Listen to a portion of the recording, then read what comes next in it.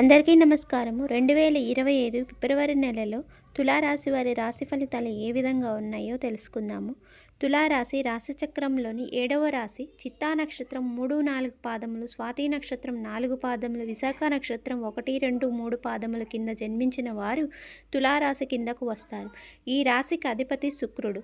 ఉద్యోగస్తులకు ఏ విధంగా ఉండబోతుంది? ఉద్యోగస్తులకు ఈ నెలలో మిశ్రమ ఫలితం ఉంటుంది. ప్రథమార్థంలో ఉద్యోగపరంగా ఒత్తిడి ఎక్కువగా ఉంటుంది.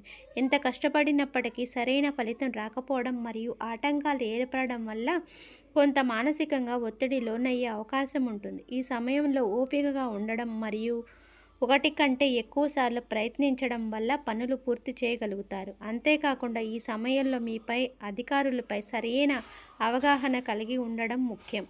ద్వితీయార్థంలో ఉద్యోగపరంగా ఒత్తిడి తగ్గుతుంది. అయితే ఈ సమయంలో మీరు మీకంటే ఎక్కువ ఇతరులు పనులు పూర్తి చేయవలసి రావడం మరియు ప్రయాణాలు ఎక్కువగా చేయవలసి రావడం వల్ల కొంత ఇబ్బందికి గురి అయ్యే అవకాశం ఉంటుంది.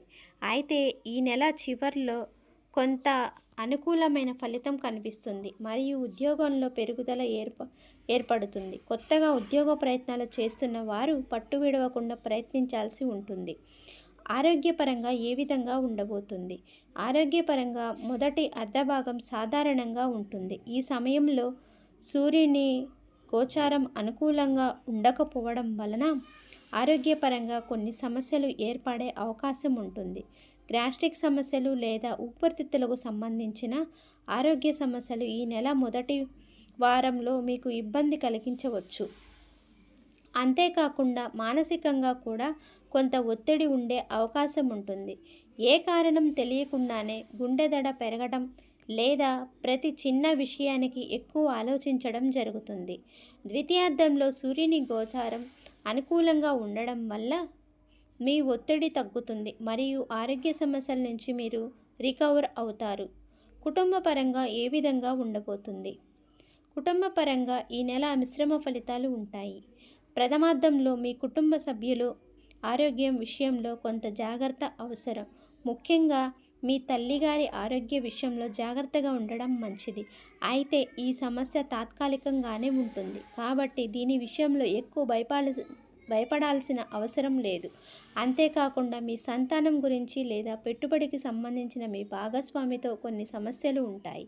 నష్టం తగ్గించుకోవడానికి ఎక్కువగా మాట్లాడకపోవడం లేదా ఎక్కువ వాదించకపోవడం మంచిది. మీ జీవిత భాగస్వామికి ఉద్యోగం లేదా విజయం లభిస్తుంది. వ్యాపారపరంగా ఏ విధంగా ఉండబోతుంది?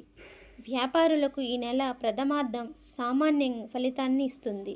ఎక్కువగా పని ఉండడం కానీ తక్కువ వ్యాపారం జరగటం అలాగే ఆదాయంలో కూడా కొంత తగ్గుదల ఉండడం వల్ల ఈ సమయంలో కొంత ఆందోళన గురి అయ్యే అవకాశం ఉంటుంది.